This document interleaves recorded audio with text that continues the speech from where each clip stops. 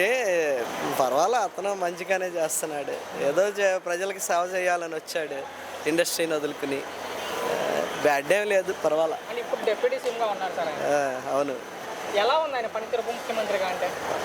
మంచిగానే చేస్తున్నాడు. బ్యాడ్ ఏం అనిపించలేదు. ఏదో ప్రజలకు సేవ చేయాలని వాలంటీర్గా వచ్చాడు కనుక బాగానే ఉంటుంది అనుకుంటున్నాను. అసలు ఆ పదవికి అర్హత ఉందా పవన్ కళ్యాణ్కి? డిప్యూటీ షూర్ ఉంటుంది, క్యాలిబర్ ఉంది. ఆ క్యాలిబర్ అయితే ఉంది, కెపాసిటీ క్యాలిబర్ ఉంది. అంటే గత ప్రభుత్వం 5 ఉన్నారు సార్ ఉప ముఖ్యమంత్రులు. ఈ ప్రభుత్వంలో పవన్ ఒక్కడే. అంటే ఎంతమంది ఉన్నా గత ప్రభుత్వంలో ఆ ఇంపార్టెన్స్ ఉండేది కాదు. ఓకే. ఇప్పుడు అతనికి ఆ ఇంపార్టెన్స్ ఉంది.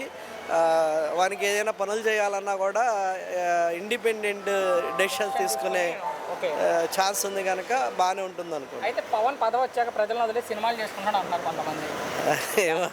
దాని నాకు అంత ఐడియా లేదు. నేను అంత పొలిటికల్గా అంత ఆలోచించను. సరే, మీ అభిప్రాయం ఆయన సినిమాల్లో ఉండాలనుకుంటున్నారా, రాజకీయాల్లో ఉండాలనుకుంటున్నారా? రాజకీయాల్లో అంటే నలుగురికి ఉపయోగపడతాడు. ఓకే. చివరిగా ఒక్క మాటలో 1 word అబౌట్ పవన్ కళ్యాణ్ అంటే ఫైనల్గా. Is a good person. Thank you.